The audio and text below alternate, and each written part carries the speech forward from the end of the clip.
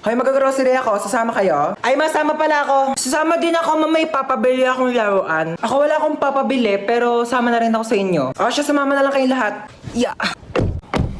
Okay na, alis na tayo Ay, nasan pala si Yaya? Ay, wala si Yaya, day off. Namiss ko si Yaya. Nandito na tayo. Ito, Joy. Tapos, ito. Mama, ito papabili ko. Di mo naman to kailangan Sige, bilhin natin. Ito. Ma, ito papabili ko. Magkano to? 700. 700? Gagamitin ko sa school yan, ma. Sigurado mong kailangan mo to Ay, CR muna ako saglit Ito na po, ma'am. Thank you. Tara, uwi na tayo.